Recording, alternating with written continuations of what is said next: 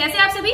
आशा करती हूँ आप लोग कुशल मंगल होंगे। तो कल है रक्षाबंधन 9 अगस्त को। तो रक्षाबंधन बांधते वक्त बहनों को कुछ बातों का जरूर ध्यान रखना चाहिए। सबसे पहली बात कि कल बहन और भाई दोनों को पीला वस्त्र जरूर से जरूर पहनना चाहिए। और जब भी राखी बांधते वक्त माथा पे हमारे कपड़ा रहना चाहिए। बहन का भी सर ढका होना चाहिए और भाई का भी सर ढका हुआ होना चाहिए, पहला बात। दूसरा बात कि जब राखी बांधे तो भाई के हाथ कभी खाली होना चाहिए। मतलब कि जैसे अगर ऐसे राखी बांधा तो ऐसे नहीं होना चाहिए, हाथ में कुछ रहना चाहिए। जैसे कि अगर आपके पास श्रीफल है यानी कि नारियल, तो आप नारियल दे सकते हैं। अगर नारियल नहीं है तो आप चावल दे दीजिए, फूल दे दीजिए आप, लेकिन हाथ को ऐसे खाली छोड़ के मत बांधिएगा, हाथ हमेशा मुट्ठी बांध करके।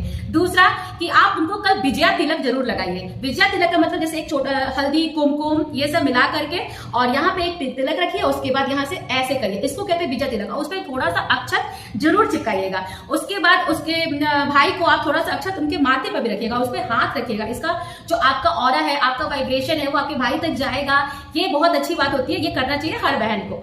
तीसरी बात, भाई बहन को पूरब पश्चिम की तरफ बैठ करके, या तो भाई पूरब की तरफ बैठे या बहन पूरब की तरफ बैठे, पश्चिम की तरफ बहन बैठ जाए या भाई पूरब की तरफ बैठ जाए, इस तरह से दोनों पूरब पश्चिम का हो, उस तरह से राखी बांधे। दक्षिण की तरफ बैठ के ना बांधे।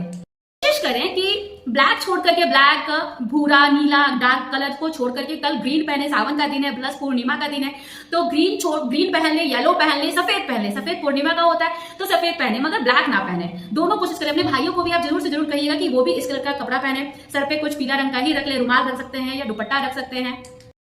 भाई के हाथ में राखी बांधते हैं तो जब गांठ लगाते हैं तो हम 1 गांठ, 2 गांठ, 3 गांठ इस तरह से लगाते हैं, मगर हमेशा 3 गांठ यानी ऑड नंबर रखना चाहिए। 3 गांठ, 5 गांठ या 9 गांठ, उससे मतलब इवन में नहीं रखना चाहिए, 2, 4 ऐसे नहीं। 3 का मतलब होता है त्रिदेव, ब्रह्मा विष्णु महेश। 5 का मतलब पंच देवता, और 9 का 9 ग्रह से रिलेट होता है, 9 दुर्गा से रिलेट होता है। इसलिए हमेशा 3, 5, 9 के क्रम में आप गांठ लगाइएगा।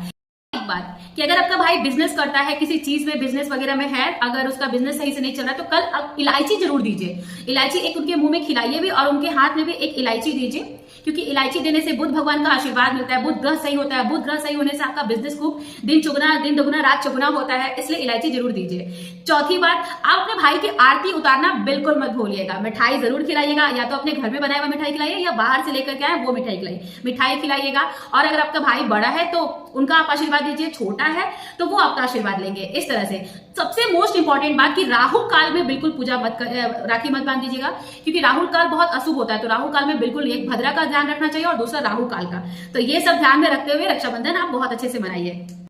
अपने घरों में खूब धूमधाम से रक्षाबंधन मनाइए, परिवार के साथ खुशियां बांटिए और खूब मस्त रहिए। लड्डू गोपाल श्री कृष्ण सभी देवी देवता आपके घर में सुख समृद्धि शांति लाए। और लास्टली आप सभी को रक्षाबंधन की ढेरों शुभकामनाएं। राधे राधे। वीडियो अच्छी लगी तो थोड़ा सा समय निकाल के वीडियो को लाइक एंड सब्सक्राइब करना ना भूलिएगा। जय